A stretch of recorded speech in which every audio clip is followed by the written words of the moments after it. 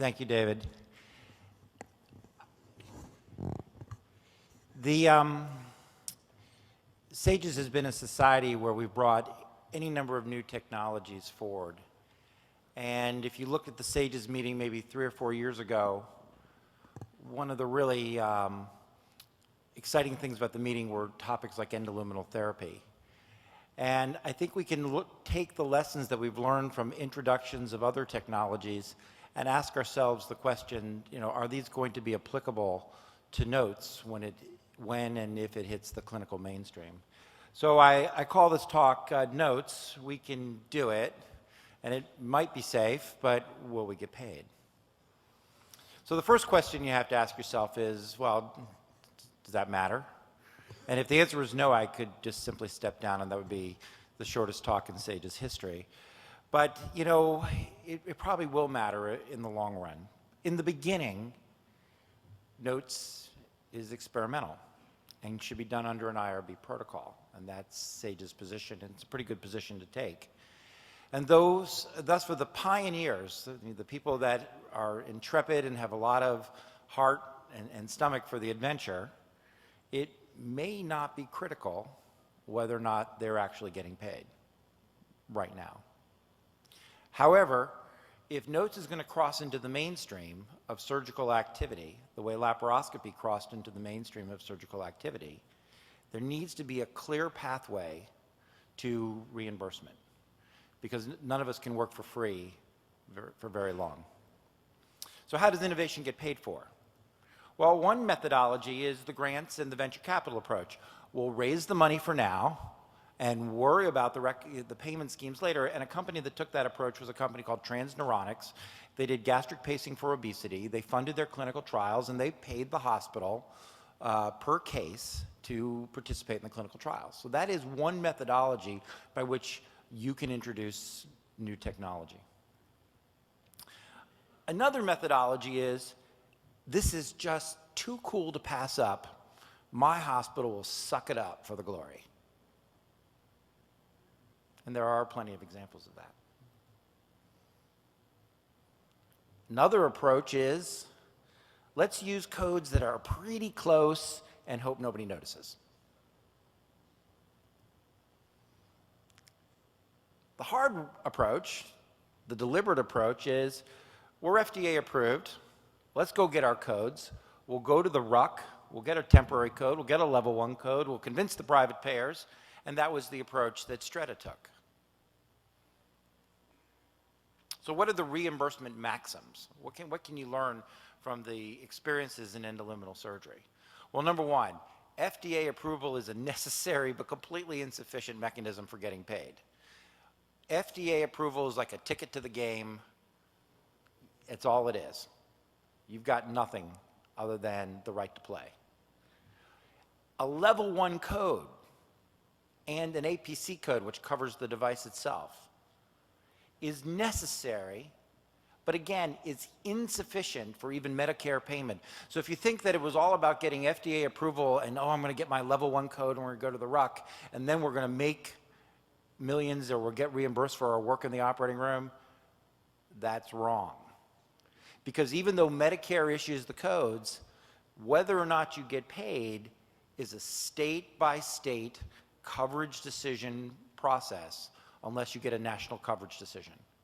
So even with a code, you're nowhere, and even with a code that has no impact and no obligation on individual payers like Blue Cross or Aetna or United Healthcare.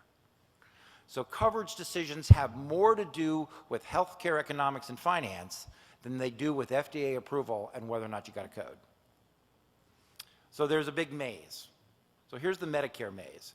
Professional societies bring procedures to the coding committees, the RUC and the CPT committee, and for a new procedure, a temporary code is given, which is like the kiss of death because nobody will pay for that, for a year to figure out whether there is sufficient activity, safety, efficacy to give it a permanent level 1 code.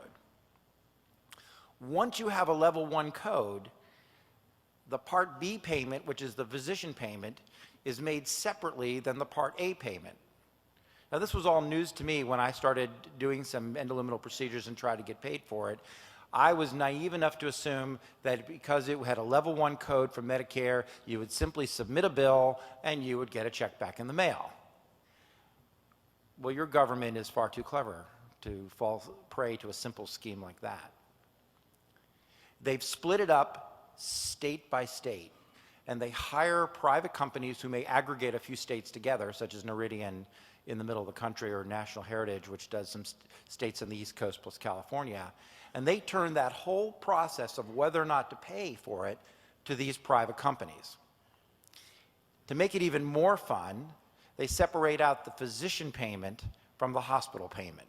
So it is conceivable that there could be a procedure for which the devices will be paid for, but the docs won't, or vice versa. And if you live in New England, where you live close to a state like Rhode Island, it's conceivable that you could get paid in Massachusetts, but not Rhode Island, or vice versa. So you can imagine if you have a new device, procedure, you may have to go state by state to get Medicare to pay. Or you can roll the dice on all of it for a national coverage decision. And if you get Medicare, you haven't even started in on the payers yet. So the payers, there is no consistency from company to company unless you consider abject refusal to pay a form of consistency. And that's been the predominance of the endoluminal experience. The committees that review these new procedures are not particularly transparent. You rarely get to know who sat and made the coverage decisions. A few companies may put them out, but most companies don't. Persistent requests for payment will alert the payers to a problem which not only may lead you to denial, but even worse, the vaunted retroactive denial or request for their money back. And when you go and talk to these companies about what will it take to get a new procedure paid for, they're looking for level 1 evidence, the new buzzword in evidence-based medicine, with 5-year follow-up. And if you provide level 1 evidence with 5-year follow-up, they may hit you with, we need to know the mechanism of action. And these are all true experiences. So how does it arise? And I've shown this slide in a couple of different formats. It starts with innovation. It needs to cross a barrier that, for many people who follow Jeffrey Moore, is called the Chasm. It reaches the mainstream, and like laparoscopy, eventually, some things fail, and some things make the hard cross to the majority, and even eventually, when your practice is threatened, even a few of the laggards will pick it up too. The Tarrington guys, the guys would rather fight than switch. But what will it take technology to cross the chasm and actually get paid for? What are the features of a technology? It has to be better, faster, safer, more cosmetic. How does no scar sound for more cosmetic? It needs to be cheaper because we have constrained healthcare dollars. It's not an unlimited pool like ringtones that you can just spend more money endlessly on ringtones. It's a fixed pool we're competing for, or you have to meet an unmet need. And in order to do that, you have to compete against the constrained pile of cash and take dollars away from something else in this healthcare market. So notes, tools versus procedures. I'll tell you that I think tools will do well because there are no coverage decisions to be made. You will only have to decide whether the investment for better, faster, safer, more cosmetic, cheaper, meet an unmet need is sufficient to warrant the investment in your hospital. Procedures is going to be tough because you're going to have to fight an uphill battle to justify coverage in the face of constrained dollars. So how does this model work? Well, let's take a look at notes and let's think about whether or not notes is sufficiently different from laparoscopy, whether it's evolutionary or revolutionary. And notes is going to fall on that line somewhere. If it's sufficiently revolutionary, I believe there will be a stampede that the payers cannot ignore. But if it's only evolutionary, such as endoluminal therapies for GERD, the payers could turn around and say, you've got therapy that's good enough, we're not going to shill out any more money. But there's other strategies and other concerns that they have in order to be fair. Consider coronary artery bypass. In the old days when I was a resident, Baylor working for DeBakey, there were non-invasive studies, there were angiograms, and then you got a cabbage. Well, let's layer in more procedures. Well, then there was angioplasty. Well, let's layer in even some more procedures. The payers are terribly frightened of adding more technology to get to the same result. Well, we don't do coronaries here. Let's think about GERD. In the old days, if you were on PPIs, and you got a Nissen. But then the payers are starting to think about, well, I don't know about some of this GERD surgery. We got some people landing on PPIs. You must have failed. Well, our definition of failure and their definition of failure, or even some of the GI Society's definitions of failure, may or may not be the same thing, but they impact willingness to pay. Well, let's think about some of the new therapies like endoluminal therapy. Then you land on, well, it isn't very invasive, and if it only works for a few years, we'll redo it.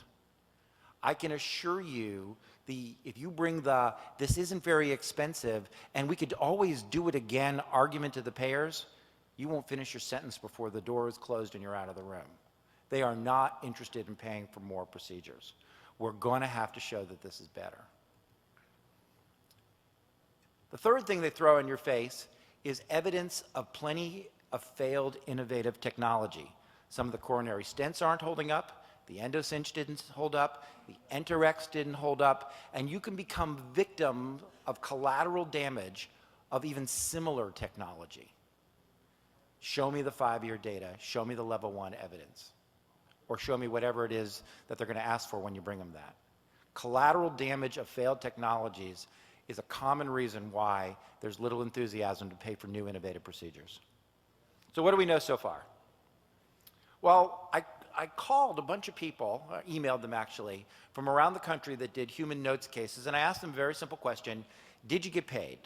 So I called up Mark Bessler, who did amongst the first American notes cases. I said, Mark, did you get paid? He says, I don't know. And he says, I'll get back to you. I'm still waiting. Mark, if you're out there, send me an email. Let me know if you got paid or not. I called Scott Melvin and said, Scott, did you get paid? And he says, well, it's a non-issue because they did their human notes in combination with other things, and it really wasn't much of an issue. Called Mark Talamini. I said, Mark, do you get paid? I heard you did a notes appendectomy. He says, yes, we got paid because we submitted this as laparoscopy and endoscopy. That's the methodology of sending a code that's similar. They got paid, had no problem. And I don't know if it's been discussed here or not. I called Lee Swanstrom, and it was not a pleasant response in return. And that he said Blue Cross was mightily unhappy and started to throw big bad words around that made it pretty scary. They said, you didn't do a lap chole. Now, common sense may ultimately prevail, but his experience was actually pretty frightening and pretty sobering in terms of how much control the payers have over introduction of new technology such as notes. So should we be concerned about these trends? Should we be concerned about the experience in endoluminal surgery? I put this slide out where the guys with the guns are Medicare and Blue Cross and Aetna and United Healthcare, and you can see Streta's on the ground, they've taken a beating, and they're shooting at Endio, and I heard that Endio, it may have its own set of issues. Yes, we should be concerned. Do we want notes to be the subject of the next Blue Cross policy? This is the infamous Blue Cross policy number 379 that covers endoluminal surgery. And it basically said, we ain't paying. Lumped them all together. We ain't paying. But my procedure's different. We ain't paying. Well, what should we do? Well, should we fight back? Should we use our strength and power of our societies and organizations and fight back? And I thought, well, maybe that would be a reasonable thing to do, but we're going to need, well, who should we assemble the team? So I thought of this team was a potential team. We got a guy from SAGES and a guy from ASGE and a guy from the college, and thought maybe we could put a team together. I said, well, maybe this isn't quite enough firepower. So I thought about assembling a different team. I thought this would be a little more formidable group of people that we could really fight back against the payers, but none of this is going to work. We're going to have to do it in a multi-pronged approach. Number one, more than anything else, we need data. And that's why the notes registry is going to be important. That's why clinical trials are going to be important, because data is going to be the one thing that's going to set us free in order to get reimbursed for these procedures. Secondly, we're going to need to negotiate. We're going to need to bring groups to the table to make our case. It is not going to be as simple as sending a bill and expecting a check the way we do for an inguinal hernia repair. Thirdly, we're going to need to get some advocacy on our side, because the insurance companies, the people holding on to the dollars, are very powerful groups. So we're going to need to get people, maybe not this guy to advocate for us, but we're going to need advocacy. We may need political action if this is truly the best thing for our patients. And if we do this, we should have the recognition that this is going to be an uphill battle, that just because you get coverage from Medicare, that doesn't mean that you have coverage from Blue Cross, although that's a good first step. If Blue Cross pays, that doesn't mean that Aetna is going to pay. And after you roll the ball up the hill, be prepared to roll it up the next hill. But I think that despite the fact that it's going to be hard work, if the data shows that this is truly better for our patients, that we will be able to marshal our troops together and get the work reimbursed for the benefit of your patients. Thank you very much.